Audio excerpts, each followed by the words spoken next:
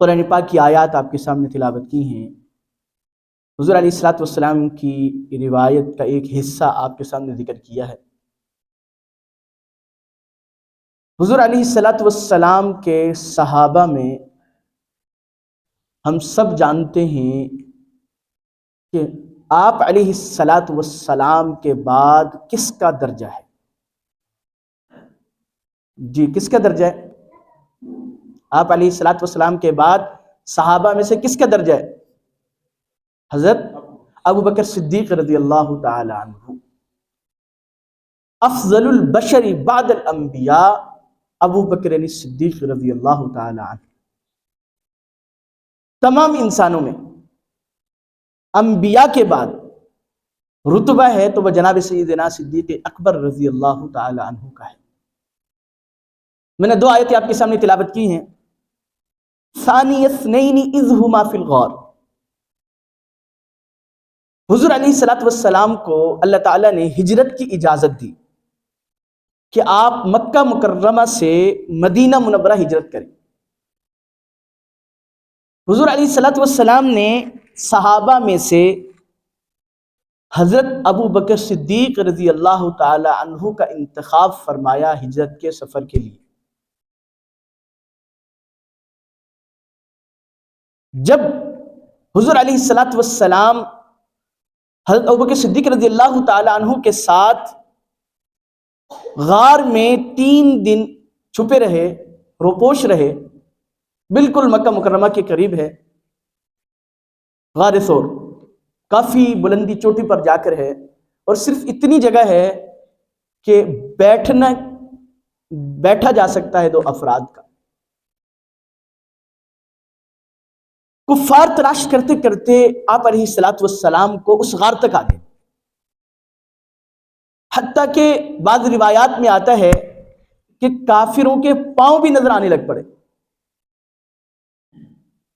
اب اللہ تعالیٰ نے کیا انتظام کیا کہ اللہ تعالیٰ نے مکڑی کے ذریعے سے جالا تنوا دیا کہ وہ آئے تو صحیح غار تک، لیکن انہوں نے علامات دیکھی کہ ایسا ہو نہیں سکتا کہ آج ایک شخص اندر گیا ہو اور اتنی جلدی مکڑی نے جالا تن دیا۔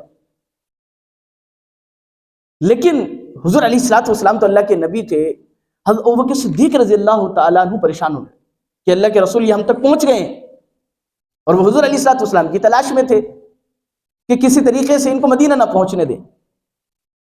اس آیت میں اس کا تذکرہ ہے کہ ثانی اثنین اذ ہما فی الغار، اسی سے حضرت ابو بکر صدیق رضی اللہ تعالیٰ عنہ کی صحابیت قرآن سے ثابت ہوتی کہ 2 میں دوسرا، یعنی حضرت ابو بکر صدیق رضی اللہ تعالیٰ عنہ اذ ہما فی الغار، جس وقت وہ غار میں تھے، قال لصاحبہ لا تحزن ان اللہ معنا، جب حضرت ابو بکر صدیق رضی اللہ تعالیٰ عنہ نے یہ خدشہ ظاہر کیا اللہ کے رسول یہ تو پہنچ گئے ہیں، خدا نخواستہ میں پکڑ نہ لیں، تو اللہ تعالیٰ نے اللہ کے نبی صلی اللہ علیہ وسلم نے ارشاد فرمایا لا تحزن، اے ابو بکر غم نہ کر، کیوں؟ ان اللہ معنا، اللہ ہمارے ساتھ ہے۔ تو کتنی بڑی فضیلت ہے کہ اللہ تعالیٰ نے آپ علیہ الصلوۃ والسلام کے ہجرت کے مبارک سفر کے لیے جس صحابی کا انتخاب فرمایا وہ حضرت ابو بکر صدیق رضی اللہ تعالیٰ عنہ۔ پھر جب ایک موقع پر، ہجرت کے موقع پر، حضور علیہ الصلوۃ والسلام تھک گئے چلتے چلتے، تو ابو بکر صدیق رضی اللہ تعالی عنہ کو یہ شرف بھی حاصل ہوا کہ نبوت کو، یعنی آپ علیہ الصلوۃ والسلام کو اپنے کندھوں پر اٹھا کر لے کر چلے۔ یہ بھی خاصیت ہے حضرت ابو بکر صدیق رضی اللہ تعالی عنہ کی۔ اور جانثاری دیکھیں کہ آپ علیہ الصلوۃ والسلام پر کس قدر اپنا تن من دھن لٹایا کہ جب غار میں تھے تو آپ علیہ الصلوۃ والسلام آرام فرما رہے ہیں حضرت ابو بکر صدیق رضی اللہ تعالیٰ عنہ کے ایران پہ سر رکھ کر، جو وہاں کسی کیڑے مکوڑے، کسی موذی چیز کے آنے کا ڈر تھا، وہاں کپڑے کسی چیز سے اس کو، یعنی اس سوراخ کو بند کر دیا، ایک رہ گیا تھا، وہاں پر اپنی ایڑی رکھی۔ اب جب ایڑی رکھی، حضور علیہ الصلوۃ والسلام آرام فرما رہے ہیں۔ کتنی بڑی جانثاری ہے کہ سانپ نے آ کے ڈنگ مارا تو ہیلے نہیں، کہ کہیں جناب نبی کریم صلی اللہ تعالی علیہ وسلم کی نیند خراب نہ ہو. یہ حضرت ابوبکر صدیق رضی اللہ تعالیٰ عنہ کی جانثال. اس آیت میں اس کا تذکرہ ہے کہ اذ ہما فی الغار اذ یقول لصاحبہ لا تحزن ان اللہ معنا. پھر جب انسان قربانی دیتا ہے تو اللہ تعالیٰ اس کے پر انعامات بھی دیتے. دوسری آیت میں اس انعام کا ذکر ہے, فرمایا وَسَيَجَنَّبُهَا الْأَتْقَى الَّذِي يُؤْتِي مَالَهُ يَتَزَكَّى. میں اور آپ ہم اس بات پر فخر محسوس کرتے ہیں کہ اس دین پر چلنے کی برکت سے, دینی احکامات پر عمل کرنے کی وجہ سے, اللہ کے راستے میں نکلنے کی وجہ سے, دین پڑھنے پڑھانے کی وجہ سے, نماز پڑھنے کی وجہ سے اللہ تعالیٰ مجھے رزق دے رہے ہیں, اللہ نے مجھے بڑا نوازا ہے. میں اور آپ اس پر فخر کرتے ہیں. لیکن حضرت ابوبکر صدیق رضی اللہ تعالیٰ عنہ کے ساتھ اس کا الٹ معاملہ ہوا کہ وہ اپنا سب کچھ لٹا کر فخر کر رہے. الذی یؤتی مالہ یتزکا, اس لیے تاکہ پاکی حاصل کریں. غزوہ تبوک کا موقع تھا, آخری غزوہ جناب نبی کریم صلی اللہ تعالیٰ علیہ وسلم نے اپنی حیات مبارکہ میں جو فرمایا, اس میں اجازت نہیں تھی کسی کو کہ وہ گھر میں ٹھہرے. جو بالغ مرد اللہ کے راستے میں جہاد میں نکل سکتا ہے اس کو حکم تھا کہ تم نکلو. اور پھر حضور علیہ الصلوۃ والسلام نے چندے کا اعلان فرمایا کہ بھئی جس کے پاس جو کچھ ہے وہ لے آئے. تو حضرت عمر رضی اللہ تعالیٰ عنہ فرماتے ہیں کہ میں نے اس دن سوچا کہ آج میرے پاس مال بہت ہے, اس لیے میں حضرت ابو بکر سے آگے بڑھ سکتا ہوں. چنانچہ جتنا مال گھر میں موجود تھا اس کا آدھا لے آئے. اب مال بہت زیادہ تھا, لے آئے.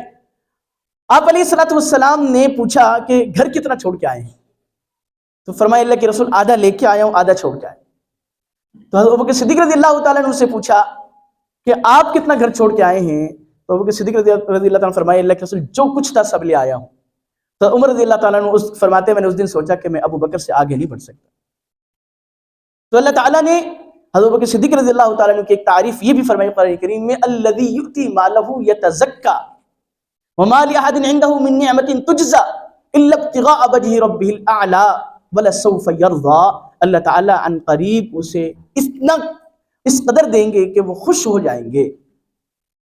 تو ابوبکر صدیق رضی اللہ تعالیٰ عنہ یہ وہ صحابی ہیں کہ جن کو انبیاء کے بعد صحابہ میں سب سے بڑا رتبہ ملا.